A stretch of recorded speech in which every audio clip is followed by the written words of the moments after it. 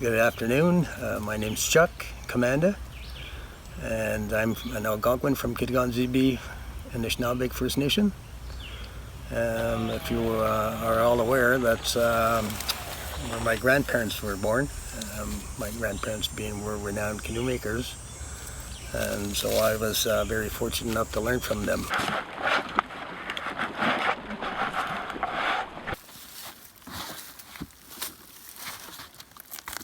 I must have been about 12 years old when I was asked if I was interested in helping out. So they gave me the smallest jobs. One of the smallest jobs, or the easiest jobs, would have been to lash and to etch. And so out of 12 grandchildren, I was the one that took it the most serious. And I really enjoyed working with them. And at the time, because we're young, we really don't appreciate those moments we had with them. I spent a lot of time with them in their trap line, not necessarily gathering material, but when it was time to go out, I was the one that they would count on for labor. And then my grandmother, and the reason why I started doing the bark stuff again was because of her. I wanted to pay her homage to her. And the reason why I felt like that is because everybody was talking about William and how he was such a canoe maker, but she was 50% of the team. And so she took the time to explain why, teach me why, and then most importantly, teach me patience. And one of the things I remember with her was preparing the route, all the lashing route. And she explained why we're doing it, where to go, why we're doing it, and always keep in mind the sustainable part of it. You know, never pick more than you have to. Ones that remembered, the females were the ones that usually went out, gathered the root. My grandmother went a step further. She's the one that split the wood, especially like the planking, the sheeting. Yeah, she just like 4 foot nothing or 5 foot nothing, and she'd grab that cedar and just rip it apart. But I mean, she's the one taught me that. My grandfather was the one that took care of all the big stuff. He was good at that. So, and here we are, many years later. I've come to appreciate that time we had together. Like I said previously, when you're young, you don't realize those precious moments, you know, and if we can go back in time, but we can't. And so we just have the good memories.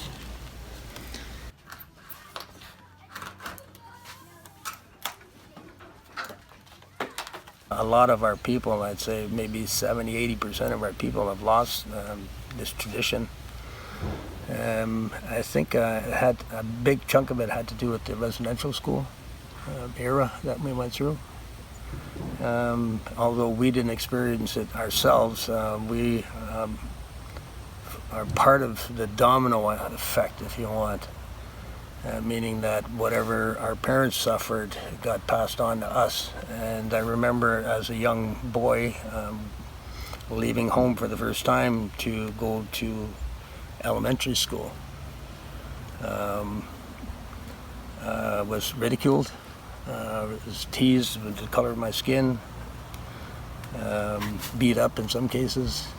And that just made me not want to be Native, you know. And so I'm thinking a lot of our people were like that, and therefore we went away from this.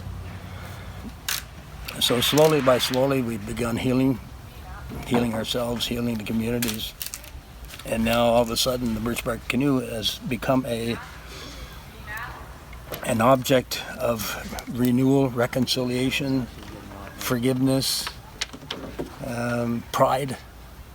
And what I've seen too is every time I go into a Native community to build one, I don't know if you ever experienced life on the reserve through the eyes of an Indigenous person.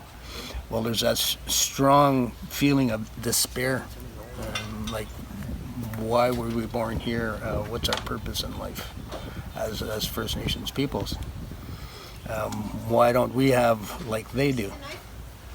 But once I get on the reserve and we start building that feeling of despair disappears, and a sense of pride comes into play now. The young people that come around, and they're not afraid to ask questions. I guess that's one thing that the canoe brings out in people, is the sharing of stories, the storytelling, the verbal communication, which is something we've lost as people because of all this technological stuff we have. I should mention that when I built canoes, I tried to always relate to the 7 sacred grandmother teachings. That's another thing that we've kind of lost, but what we know now is each teaching has a symbol, an animal symbol. And so what I try to do when I do get winter bark, they call it, is I like to put in the 7 sacred teachings in the canoe, or in the etchings. And that symbolizes the 7 teachings that I talk about. We have eagle, the wolf, the bear, and turtle, and beaver, and the buffalo. And I think it was Bigfoot. Loved, respect, wisdom, bravery, honesty, humility, and love, truth. And so I make sure that they know that it's not only an indigenous thing. This is something that God, Allah, Creator, whatever you want to call that person, gave to the people of the earth.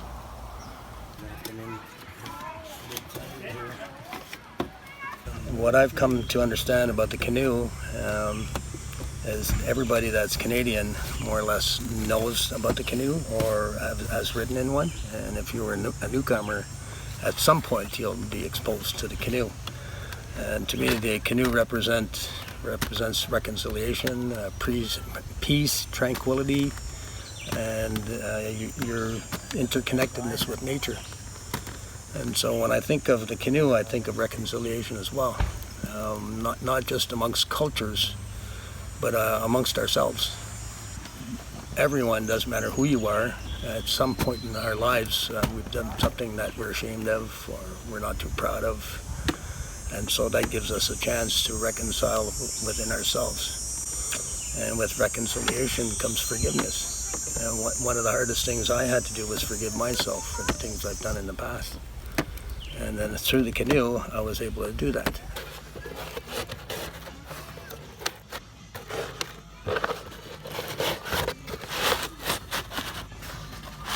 William, my grandfather, was the founder of the Circle of All Nations gathering every August. He'd have elders, medicine people, spiritual people from all over the world come and pray collectively for Mother Earth. And so that year that he called me up, he said my theme, or his theme, of that certain gathering was the canoe or watercraft. And when I got up there, he asked me if I felt I was interested in building a canoe. And that was, I guess, the opportunity I was waiting for. And so now what we've kind of taken over where my grandfather left off, and championing for Mother Earth. And when we harvest materials, we do it in a sustainable way, always keeping in mind the next 7 generations. And here we are today. And I'm so proud of this canoe. All the material was more or less harvested here. The canoe is a living thing. When we harvest the bark, we grab some tobacco in our hand, and we give thanks, and we give praise, I suppose, to Mother Nature for giving us such a good bounty. And then we ask the spirit of the tree to come live inside the canoe. And so it gives us many years of looking at it while it was standing, growing. It's going to give us many more years of either paddling it or just looking at it. I mean, the way it sits in the water and the way it's so responsive and the way it glides over the water, it is a living thing. And based on that tobacco that we gave in honor of it giving us its skin and for its spirit to come live inside the canoe once it's done, just kind of confirms everything about it being a living thing.